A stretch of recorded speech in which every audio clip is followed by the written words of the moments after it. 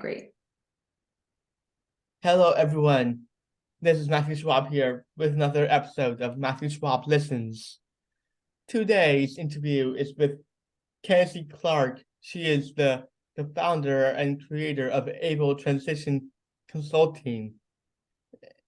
And and I've known her for um, quite some time. Will you tell the audience how we met? We met through Gigi's Playhouse several years ago, and I had volunteered and kind of gotten connected with Gigi's Playhouse. And then after that, we actually started working together. Matthew worked with me and was one of my clients during the middle of the pandemic, actually. And it was just a wonderful experience to be able to work with him, get to know him, and really outline learn about your goals and your dreams for your life. So yeah, we've known each other for quite some time. Yes, we do. Please tell the audience what Able Transition Consulting is. So Able Transition Consulting is a organization that supports individuals with disabilities, individuals with autism, and we always obviously utilize either person first or identity first language, depending on what our clients would prefer. That's very important to us. And we work with clients to help them understand really what their unique goals, dreams, and desires are for their life. And we utilize research-based methods that are affirming in all shapes and forms to help our clients build long-term care plans and short-term care plans depending on the age. So I would say a lot of our clients are between the ages of 16 and 30, and we're working on transitioning into long-term life around living, transportation, employment, mental health, healthcare, anything you do as an adult, you name it, we're going to talk about it, down to if someone is able to change a light bulb or plunge a toilet if they're going to be living on their own. And at the end of the day, my hope and job is really to ensure that every adult teenager we work with is the loudest voice in the room, and they're able to communicate exactly what their goals and dreams and desires are. And if they don't know it, my job is to help them really figure out what those dreams and those desires are. You are definitely doing great work. Thanks, Matthew. I You're very appreciate it. welcome. What inspired you to pursue this field of work? Yeah, so it really has been something that I've desired for a really long time. And growing up, I had close family friends and individuals in my life who were persons with disabilities and people with disabilities that I had proximity to and knew and loved. And I really wanted to help understand the process of development. And I really wanted to understand how individuals with disabilities were essential to our community and how they are essential to our community, but why they don't have a seat at the table in a lot of spaces, Matthew. Yes. And I wanted to figure out a way that I could really enter in and listen and try to understand a little bit more about what piece of the puzzle I could provide. So I pursued my undergraduate degree in special education after trying to kind of consider what would be a really great way into building relationships, getting to know people. So I worked in the public school system as a special education teacher. And then I also worked at a local community college, doing a college class and college course for adults with disabilities. And then I pursued my master's degree in transition from the University of Kansas. And that program really was sparked on by a lot of people in my life, friends, as well as students who did not know what was going to happen when they were 22, right? When school ended and when those specific services stopped, there was nothing really guaranteed after that. So I pursued my master's degree to try to figure out what those answers would be and how to help plan. So that's kind of how I got into the field and really started my business after I realized that there was no really long-term care planning and transition out of the school system. Unfortunately, special ed teachers, and I was one of them, are often really overworked and are doing so many incredible and essential and important things. But a piece of the puzzle that a lot of districts should be providing in terms of transition planning, I didn't see was happening. So I tried to find Matthew a business I could work for, an organization that I could do transition planning with. And when I realized, at least on the East Coast, there was no businesses or organizations really doing long-term care planning, I decided to start Able Transition. And it's worked so far, and clients have loved it. So that's kind of my entry point into where I am now and how I got into the field. That's awesome. I'm excited for you. I love being an entrepreneur. What's your favorite part about being an entrepreneur? That's a really good question. My favorite part about being an entrepreneur is being able to think creatively and to figure out how to answer or solve problems for individuals. I would say my other favorite thing is really listening to the needs of what people and individuals have, what those needs are, and to figure out a way that can I solve that problem for them, right? Do I have what is needed to be able to equip these families to be able to answer the questions that they have? And if not, what solution can I find? So I really love that. I love kind of dreaming big and thinking about how I can be creative really to meet and to meet needs of individuals. I also, Matthew, really love just all the families I would get to work with, all the people that I get to come in contact with. I think it's been really a gift to me to be able to communicate and know really incredible people. And yeah, it's been a gift to be able to be an entrepreneur. There are obviously challenges that come with it along the way of learning, but it's been a really big gift to me. That's awesome. So, what is the last goal you achieved? Wow, that's a really good question. What is the last goal I achieved? Um, I think the last goal I achieved for myself was I wanted to become a certified yoga teacher, and I did, and I've been teaching for a few years now, and that was just a really big goal that I had personally for myself. That I feel like is one of a big goal that I've achieved.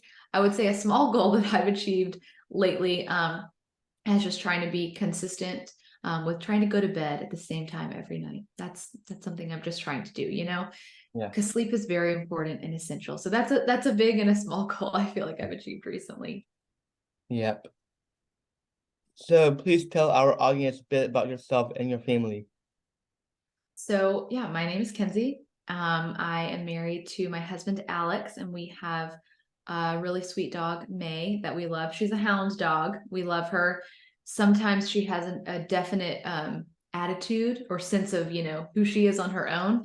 I really love her spunky, sweet personality. My husband Alex and I have been married for about 7.5 years, and we live in Raleigh, North Carolina.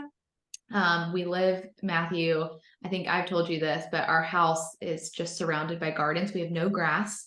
So we only have gardens. We have like over 15 fruit trees, vegetables, exotic plants, and we really love it. It's a labor of love and a lot of work, but really great.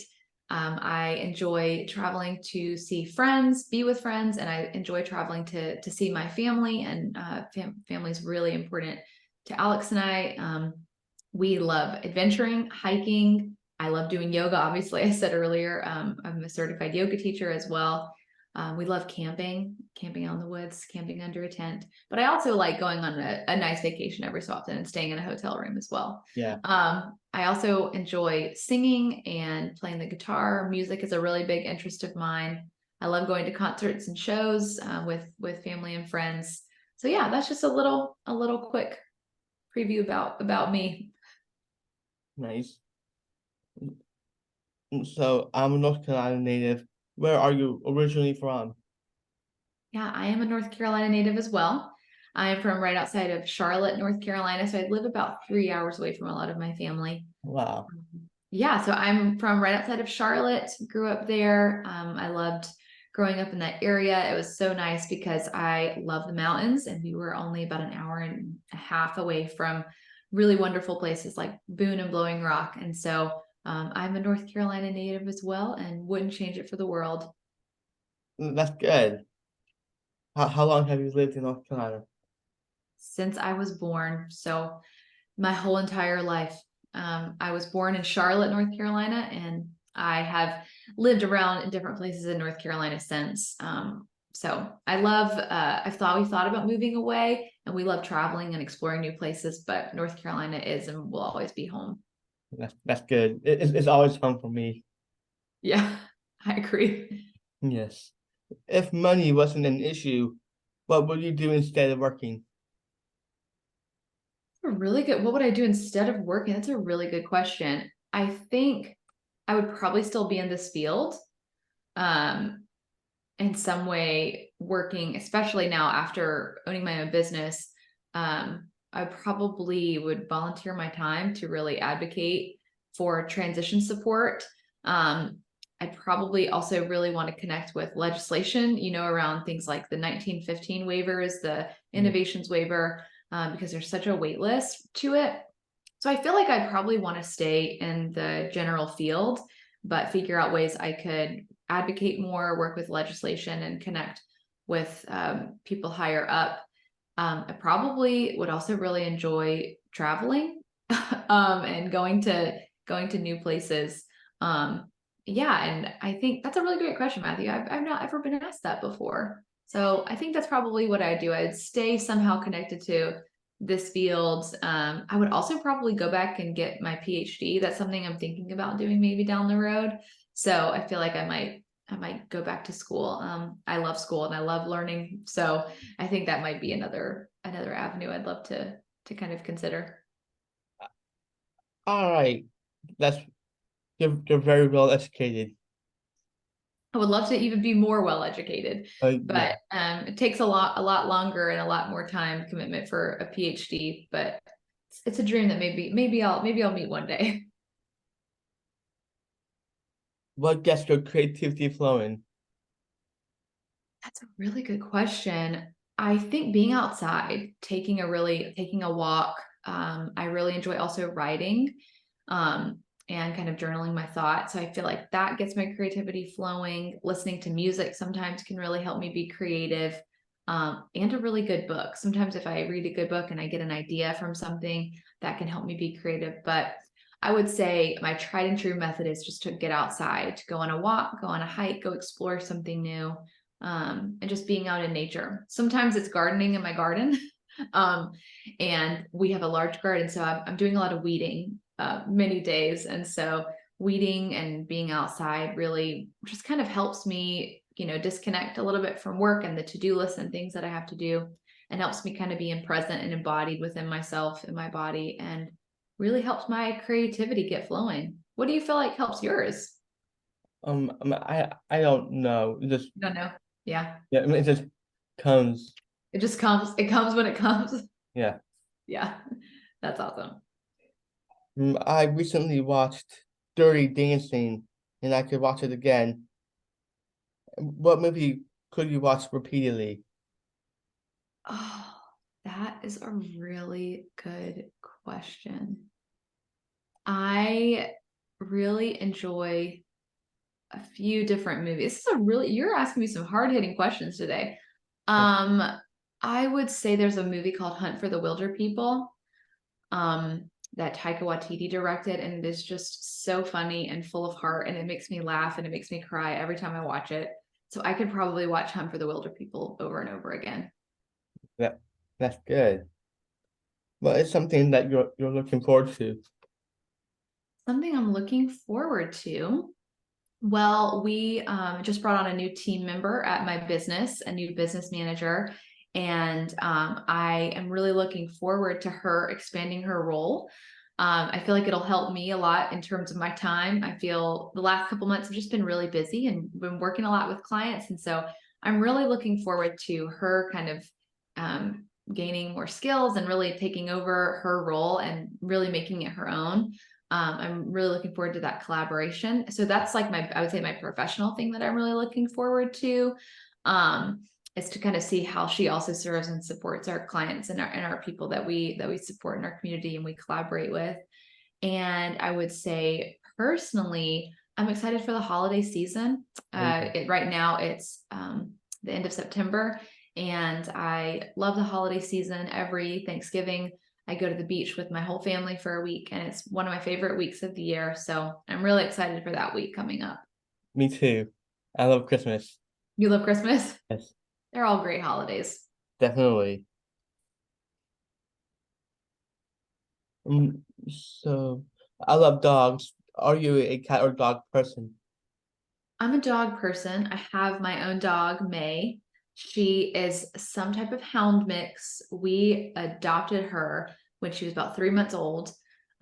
We met her at a foster care event. We were going to a friend's birthday party, actually, Matthew, in downtown Durham, and we didn't know there would be a dog adoption event there. Oh, wow. And the funny thing is, earlier that day, we had talked about maybe we'll get a dog at some point, but I was like, it's not the time, not now. And we walked into the venue where our friend was having his birthday party at, and I saw who now is my dog, May, first thing. And someone was holding her, and she looked so precious. And I walked up, and the lady was like, do you want to hold her? And I said, oh my gosh, of course I do want to hold her. And so I held her, and the rest is history. Now she's our dog, and I love her so much. So we've had her for about 4 years now, for a little over 4 years. So Wow. definitely a dog person. I Same here. love animals, but dogs really have my heart for sure. Same here. Yeah. Yes. Would you rather go to Disney World or Universal Studios? Ooh, that's I mean, the questions today are just so hard hitting. Would I rather go to Disney World or Universal? I feel like I would probably, I've been to Disney a lot, and I love Disney, grew up going there, but I would say, at least right now, today, where I sit in this moment, I would want to go to Universal so I can go to Harry Oh, Potter yes. World. That's fun. I've been there. The Harry Yeah. Potter World is fun. I've never been to Harry Potter World, so I would Ah, love to go. I was supposed to go last year, and it didn't work out. So I'm really hoping that that can be something I do one day. I hope so too. N- So, which three words would describe? Which three words would you use to describe yourself? What 3 words would I use to describe myself? Um, I would say tenacious, because I like to get things done. And I feel like throughout my life, when there have been challenges presented that are really difficult, I want to figure out a way through them. So I'd probably say tenacious. I would say kind or compassionate. I'd like to think that I'm hopefully kind or compassionate to people and to myself. I'm really learning, Matthew, how to be kind and compassionate also to myself. And so I would probably say that. And then the last word that I would use to describe myself would probably be like a gatherer. That sounds so weird, but I love gathering friends and having friends meet friends and having family meet my friends. I love gathering people. I love hosting dinners at our house and events. So I'd probably say a gatherer, because I love being with people and meeting new people, and just being around the people that I love. So I think that's what I would say. I don't know, I haven't thought about that in a long time. So I would think that's the question, that how I would answer it. But I don't know about for you, but a lot of times when people ask me questions like that, Matthew, I feel like I need to go ask somebody who knows me and say, what do you think the words would be? But at least that's where I would say today those I words think are. I think you're creative as well. You think thank you. I appreciate that. Thanks. Pretend you're interviewing me. What is the one question you want to know? Can you say that one more time? Pretend I'm what? Interviewing me. What is one question you would ask me? Okay, what question would I want to ask you? What is one goal that you have for yourself in the next year that you're really excited about? I don't have any concrete goals yet. Okay. Is there anything this next year that you're hoping to do or excited about the potential opportunity for? I want to do more out of state public speaking. Okay, that's exciting. So traveling more to go to different engagements. Yes. Yeah. Well, you're an amazing public speaker. I'm sure that will come true. Thank you. So how can people find you and able transition? How can people find me and Able Transition? Well, you can find us on our website, abletransitionconsulting.com. We are on social media at Able Transition on Instagram and Facebook. We're not really big on social media. Hopefully in the next couple of years, we'll probably expand that. Most of our referrals, Matthew, are just 100% referral based through specialists, previous clients and providers, teachers, and things like that, organizations. So you can find us on social media. We're actually really excited. We're about to I think we're announcing today, Matthew, a partnership with a local community college, their program for adults with disabilities. We're partnering with their technology class and offering kind of like a social media internship. So we'll have some of our social media posts that are going to be done by those individuals. So you can find us there. You can find us on our website. We also go to lots of different events, especially in the North and South Carolina area. And if you're interested in talking to me or potentially working with us, you can schedule on our website a free 45-minute call to see if we're the right fit. And my goal is to always be really transparent with anybody I work with, Matthew. And so if we can provide what a family needs and what an individual needs, then we'd love to work with you. And if not, we want to make sure we can connect you with the people who can. Thank you for all that. So, audience, thank you for listening to this episode of Matthew Schwab Listens. Stay tuned for the next episode.